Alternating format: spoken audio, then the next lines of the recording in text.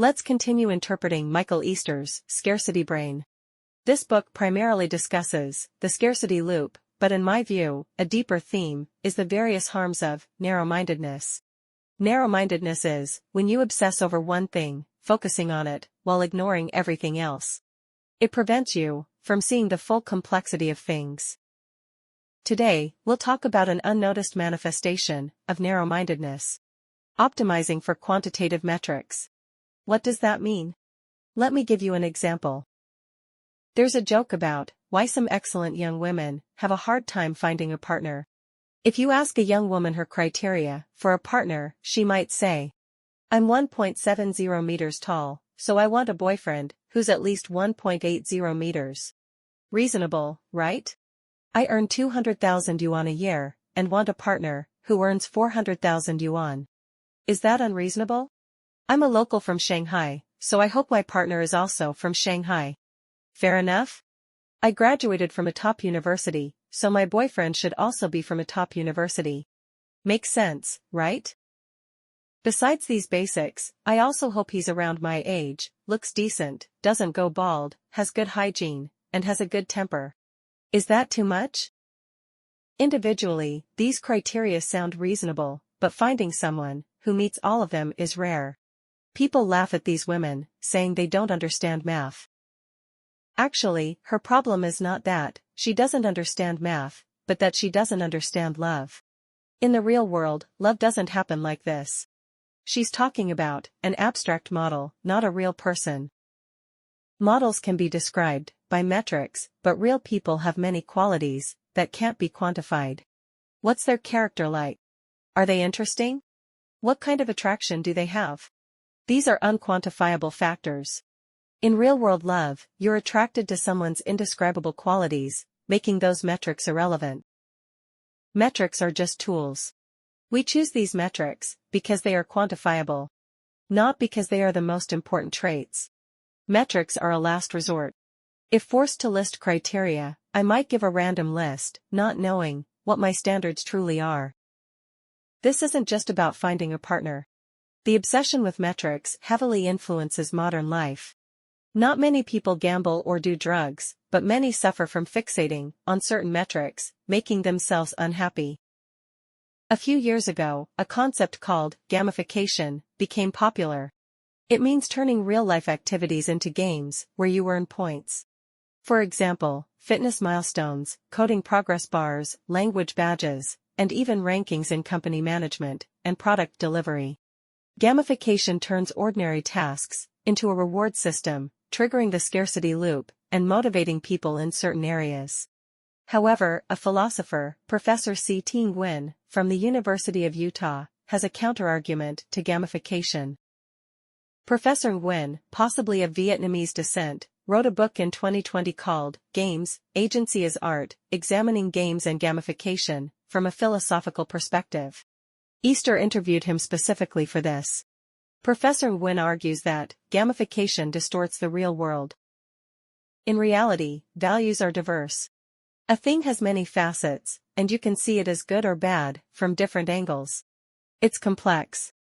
Gamification makes people chase a few limited metrics, imposing a single value system on things, like collapsing a wave function in quantum mechanics, eliminating quantum uncertainty. Can we really describe a person by just height and income? Nguyen's example is wine ratings. Before the 1970s, critics used literary terms to describe wines, which people found confusing. In 1979, a wine critic named Robert Parker introduced a scoring system, regularly publishing his ratings for various wines. His system was quickly embraced. Wines scoring above 90 points sold out fast, while those below 80 were ignored. Winemakers had no choice but to cater to Parker's taste, turning winemaking into a scoring game. Later, other critics also started scoring wines, so it wasn't just Parker's taste dominating. Now, every wine has a seemingly objective score, which feels scientific. But Nguyen says, there's a big problem. It's not about the fairness of the scores, but the act of scoring itself. Wine ratings are done by lining up small samples for tasting. In real life, we drink wine paired with various foods. Some wines go well with fish, others with beef, right? You can't abstractly judge a wine's quality without considering the pairing. This is like abstractly judging a person's goodness. It's meaningless. What you want to know is, how will they get along with you? However, pairing scenarios are too complex, so the system can only give each wine an individual score. This is the first distortion.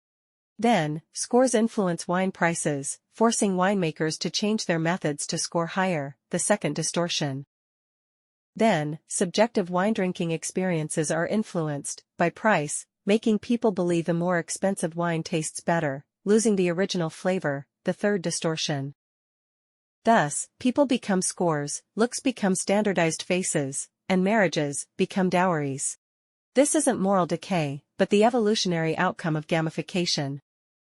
Scores can indeed distinguish between particularly bad and particularly good wines, and standardized faces were once considered beautiful. But you don't want a world distorted into a single aesthetic. Another example is social networks. Platforms like Twitter aim to gather people worldwide to discuss, understand, and inspire each other. But these platforms have numerical metrics, like retweets, comments, likes, and followers used as incentives, changing the discussion atmosphere. Studies show that, if you want more engagement, post tweets with strong moral emotions, like anger. These emotional posts resonate the most. As a result, tweets become increasingly extreme. Even elected officials speak more harshly and rudely to gain attention. But do we really prefer reading such content? Many silent readers likely want objective and truthful information, but such content doesn't go viral and gets weakened. Do people use social networks for likes, comments, and shares, or to exchange ideas? Nguyen says it's like whether money is your goal or a means to an end. If money is your sole goal, you choose jobs based only on salary. But if your higher goal is happiness, you'd choose a slightly lower paying job that you love and has good conditions, over a higher paying job that you dislike, is far from home, and has long hours. You originally had the right to consider all factors, but quantitative metrics blinded you. Here, I'd tell Professor Nguyen that quantitative metrics are very effective decision-making tools. We previously discussed Daniel Kahneman's noise. A flaw in human judgment, knowing that simple scoring on several dimensions outperforms subjective judgment in interviews and medical diagnoses. Experts can analyze specifics, but their judgment is noisy. But note, Kahneman uses metrics as decision tools, while Nguyen warns against using metrics as goals. They should remind each other, not contradict. When means and ends misalign, problems arise. Exam scores are meant to measure a student's grasp of a subject. From the first day of the exam system, it should be clear that it's an oversimplified method. Scores aren't to help students, but to ease schools and employers. Over time, people took this means as an end. Students crammed for scores, and schools pursued higher test scores as their goal. Nguyen observed that his most promising students, those with creativity and independence, usually score between B and A. Students who always get A's are often either test machines or heavily supported by their parents. So, if you were selecting talent, whom would you prefer? This situation is worsening. Using scores to rate movies, using a few metrics to describe a player, and recommending photos based on likes is like rating a coffee shop by its decor. In theory, humans haven't had a concept of numbers for long. Why are we obsessed with them? Nguyen says it's because the world is too complex and uncertain.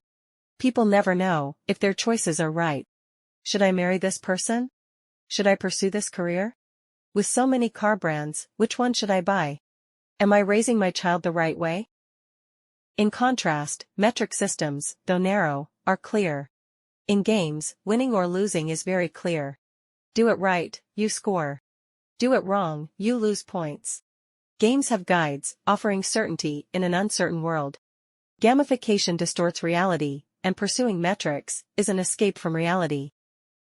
So, those who view life as a game, those who chase a few metrics all their lives, and those who define themselves by other standards are pitiable.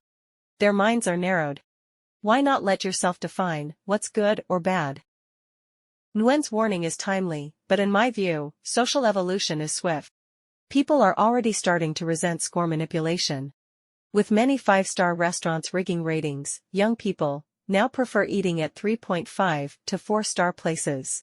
People are returning to word of mouth and friend recommendations. I hope they choose their marriage partners the same way. Seek abundance, not scarcity. Seek uniqueness, not standards. Don't play games, be real. When you chase scores, you're always passive, because you're being judged. Actively choosing what you like or dislike, and pursuing the quality and depth of life, brings greater happiness. That's today's content. Next, we'll discuss the status spotlight. If you feel there is value in this, please like, subscribe to this channel, and leave your thoughts or suggestions in the comments section. Let's grow together and read more good books.